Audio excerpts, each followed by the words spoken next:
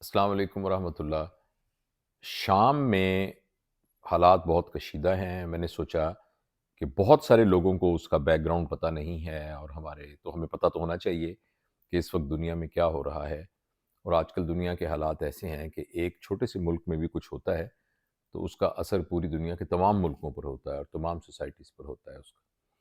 تو اس کے سیاسی اثرات بھی ہوتے ہیں اور اس کے معاشی اثرات بھی ہوتے ہیں۔ تو شام، جیسا کہ آپ کو پتہ ہے، کہ ایک بہت اہم اسلامی ملک ہے، اور شاید دمشق جو اس کا دارالخلافہ ہے، وہ ایک ایسا شہر ہے تاریخ میں کہ جس کی متصل تاریخ ہزاروں سالوں سے ہے۔ یعنی ہزاروں سالوں کی تاریخ کو آپ دیکھیں تو کوئی وقت اس میں ایسا نہیں آتا جب ہمیں پتہ نہ ہو کہ دمشق میں کیا ہو رہا تھا۔ یعنی یہ اتنا اہم شہر ہے، اور جیسا کہ آپ کو پتہ ہے کہ اموی دور کا یہ دارالحکومت ہے، اور جو مسلمانوں کی 1200 سال کی حکومت رہی ہے، اس سب کا دارالخلافہ یعنی دارالسلطنت جو ہے وہ دمشق رہا ہے۔ تو آج کل کیا ہو رہا ہے یہ میں مختصر عرض کرنا چاہتا ہوں۔ خاص طور پہ یہ باتیں میں اپنے نوجوانوں کو بتانے کے لیے کرتا ہوتا ہوں، اس لیے کہ ہمارے نوجوان بہت انٹرسٹ نہیں لیتے دنیا کے معاملات کے اندر، اور عموماً ان کا جو انٹرسٹ ہے وہ کافی سطحی حد تک ہوتا ہے۔ تو میں یہ چاہتا ہوں کہ جو کچھ میں یہ ایک جغرافیے کا علم ہے، جو کچھ تاریخ کا علم ہے، جو کہ کرنٹ حالات کے اندر جو کچھ ہو رہا ہے، میں اپنے نوجوان بچوں کو ضرور بتاؤں۔ دیکھیے، ایسا ہے کہ مشرق وسطیٰ میں بہت عرصے سے جو غیر ملکی طاقتیں ہیں، ان کے اثر و رسوخ کی وجہ سے ملکوں میں جو حکومتیں چل رہی ہیں وہ یا ایک گروپ کے پیچھے ہوتی ہیں یا دوسرے گروپ کے پیچھے ہوتی ہیں، اور یہ گروپ عموماً مغربی ممالک کے گروپ ہوتے ہیں، اور ان گروپ کی اپنی رسا کشی کے دوران مشرق وسطیٰ میں جو کچھ پچھلے 15-20 سال میں ہوا ہے وہ آپ کے سامنے ہے۔ ایسے ایسے خوشحال ملک تھے جو بالکل کھنڈر بن گئے اور بالکل تباہ ہو گئے۔ ایک زمانے میں بیروت کو یعنی دنیا کا ایک امیر لوگوں کے لیے ہالیڈے کی ڈیسٹینیشن سمجھی جاتی تھی، اور وہ کھنڈر بن گیا ہے۔ اسی طرح مجھے اتفاق ہوا ہے دمشق میں جانے کا، کہ وہ ایک بہت ہی خوبصورت تاریخی شہر تھا، اور اب دیکھیے کہ وہاں کتنا جنگ و جدل ہو رہا ہے۔ اسی طرح لیبیا کے اندر کیا ہوا وہ سب آپ کے اور ہم سب کے سامنے ہے۔ عراق میں کیا ہوا یہ ہم سب کو معلوم ہے۔ تو میں ایک مختصر آپ کو یہ بتاؤں کہ اکثر عرب ملکوں میں، جیسا کہ آپ کو پتہ ہے کہ شہنشاہیت ہے، یا جو بظاہر ایک جمہوری نظام بھی تھا، وہ بھی ایک طرح کا بہت ہی پراکسی قسم کا سوڈو سا جمہوری نظام تھا۔ پچھلے 40-45 سال سے شام میں ایک خاندان کی حکومت ہے۔ پہلے جو حافظ البشر تھے، پھر جب وہ گئے تو ان کے بیٹا یہ بشار الاسد، جو کہ بیسیکلی ایک آئی سرجن ہے، ہی از اے ڈاکٹر، ہی از آئی سرجن، تو وہ حکومت چلا رہے ہیں۔ اچھا، آپ کے علم میں یہ ہونا چاہیے کہ بشار الاسد کی جو حکومت ہے وہ پریڈومیننٹلی شیعہ حکومت ہے۔ اچھا، چونکہ ان کا سیکٹ شیعہ ہے تو ان کو سپورٹ کرتی ہے ایران کی حکومت، اور ایران کے ساتھ اس کو بہت یعنی سپورٹ کرتی ہے اسٹرانگلی رشیا کی حکومت۔ اور وہ رشیا اس لیے سپورٹ کرتا ہے کہ جو مخالف گروپ ہے حافظ الاسد کا اور یہ بشار الاسد کا، اس کو امریکہ سپورٹ کرتا ہے۔ تو اس لیے ایک طرح سے جو حکومت ہے، اس حکومت کے ساتھ، یعنی بشار الاسد کی حکومت جو کہ سابقہ حکومت، اس کا ایک طرف ایران سے تعلق ہے، دوسری طرف رشیا اس کو سپورٹ کرتا ہے، اور تیسری طرف جو لبنان بیسڈ حزب اللہ ہے اس کو سپورٹ ملتی ہے۔ اور ایران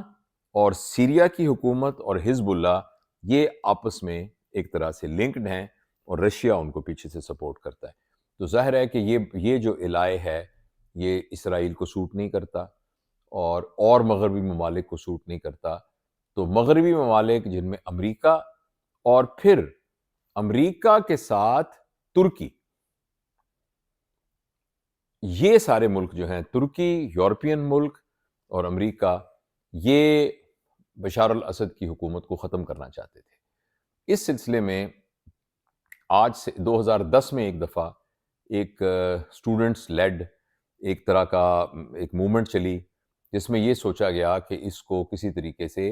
احتجاج کر کے اور احتجاج کا پریشر کریٹ کر کے یہاں حکومت چینج کر دی جائے، لیکن وہ کامیاب نہ ہوا۔ نہ صرف یہ کہ کامیاب نہ ہوا، بلکہ اس تحریک کو بہت شدت کے ساتھ کنٹرول کرنے کی کوشش کی گئی، ان کو مارا بھی گیا، اور کچھ لوگ کہتے ہیں کہ اس بات کے ثبوت موجود ہیں کہ ان پہ کیمیائی جو ہتھیار تھے وہ بھی استعمال کیے گئے، اور اس کو بہت ہی سختی کے ساتھ بروٹلی کچل دیا گیا۔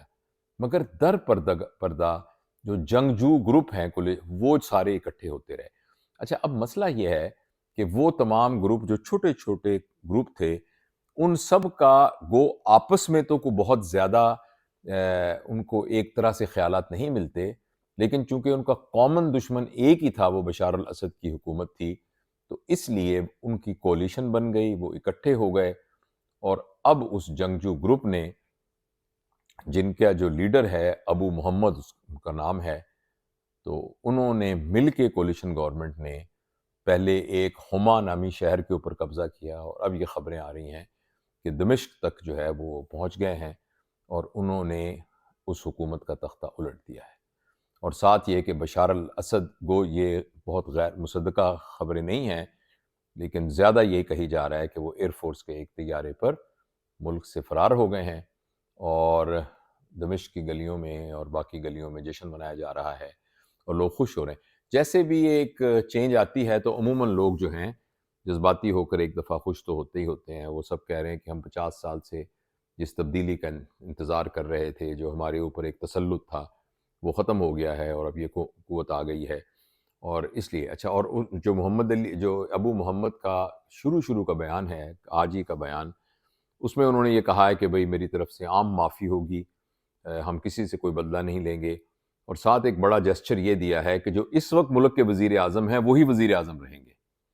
جب تک کہ ہم پولیٹیکلی پھر نئی گورنمنٹ کا فیصلہ نہیں کریں گے۔ تو یہ ہے تازہ صورتحال دمشق کی۔ لیکن اب اس میں جو خطرات ہیں وہ خطرات یہ ہیں کہ اس میں جو بیرونی قوتیں ہیں ان کو ایک بڑا کوئی تو جشن منا رہا ہے، اور کسی کو بہت شدید سیٹ بیک ہوا ہے ان حالات میں، جبکہ اسرائیل جو ہے وہ غزہ کے اوپر جو اس نے ظلم ڈھائے ہیں وہ آپ کے سامنے ہیں، اور لبنان کے اوپر جو ہے وہ شدید حملے کیے ہیں اسرائیل نے، اور لبنان سے اگر انہیں کوئی ریزسٹنس ملتی تھی تو حزب اللہ کی طرف سے ملتی تھی، اور حزب اللہ کی حکومت کو سپورٹ کرتی تھی بشار الاسد کی حکومت، اور پھر اس کے پیچھے ایران کی حکومت، اور پیچھے پھر رشیا۔ تو ایسی صورت میں یہ جو امریکن بلاک ہے اور اسرائیلی بلاک ہے، ظاہر ہے ان کے لیے تو ایک بہت کامیابی اور یہ فتح ہوگی، تو مغرب میں تو اس بات پر خوشیاں منائی جا رہی ہوں گی کہ یہ جو درمیان میں ایک لنک تھا وہ سارا ٹوٹ گیا۔ لیکن اس کے مقابلے میں جو ولادیمیر پوتن ہیں، رشیا کے صدر، ان کا ابھی آج ہی بیان، ابھی کچھ دیر پہلے میں یہ گفتگو کرنے سے پہلے میں نے بہت تفصیل کے ساتھ آرٹیکلز پڑھے ہیں، اور جو بھی نئی ویب سائٹس کے اوپر جو معلومات آئی ہیں وہ ساری پڑھی ہیں۔ تو رشین جو صدر ہیں انہوں نے یہ کہا ہے کہ ہم کسی صورت بھی ان جنگجو لوگوں کو، دمشق کو کنٹرول نہیں کرنے دیں گے۔ تو ظاہر ہے وہ کیسے کر سکیں گے، کس طریقے سے کریں گے، اگر وہ اس کو ایئر سٹرائکس کے ذریعے کریں یا کسی طریقے سے کریں گے تو ظاہر ہے نقصان تو بیچارے وہاں کے سیرین لوگوں کا ہی ہوگا، اور خاص طور پر یہ شاید ان کے لیے ممکن اس لیے نہ ہو یا کم ممکن ہو کہ ان کی توجہ تو یوکرائن کی جنگ کے اوپر بھی ہے، اور ان کا یہ خیال تھا کہ یوکرائن والی جنگ وہ ایک ہفتوں میں جیت لیں گے، ایک ہفتے میں جیت لیں گے، مگر وہ بڑی پرولونگ ہو گئی ہے۔ تو ایسی صورت میں بظاہر یہ رشیا، ایران اور یہ لبنان، حزب اللہ اور ان سب کے لیے ایک دھچکا ہے، اور جو مغربی قوتیں ہیں اور جن کو کہ ٹرکی بھی سپورٹ کرتا ہے، تو ان کے لیے جو ہے یہ ایک طرح سے ایک کامیابی ہے۔ لیکن آنے والا وقت بتائے گا کہ یہ جو ریبل گروپ ہیں جو کہ ایک کاز کے لیے تو اکٹھے ہو جاتے ہیں، لیکن ان کے درمیان بھی سیکٹیرین ڈیوائیڈز بعض اوقات اتنی ہوتی ہے کہ پتہ نہیں چلتا بعد میں کہ خدا نہ خواستہ کہیں یہ وہ افغانستان والی صورتحال نہ ہو جائے، اور ایسا نہ ہو جائے کہ چھوٹے چھوٹے طبقے جو چھوٹے چھوٹے گروپس جو ہیں وہ ڈس آرگنائزڈ حکومتیں وہاں بنائیں۔ تو بہرحال ہم سب کو اللہ تعالیٰ سے ایک امن کی اور ایک سکون کی اور اس کی دعا کرنی چاہیے، کیونکہ دنیا کے کسی حصے میں بھی جب بدامنی ہوتی ہے تو اس کا اثرات پوری دنیا میں پھیلتے ہیں۔ تو یہ کچھ تھوڑی سی معلومات تھیں کہ شام میں کیا ہو رہا ہے۔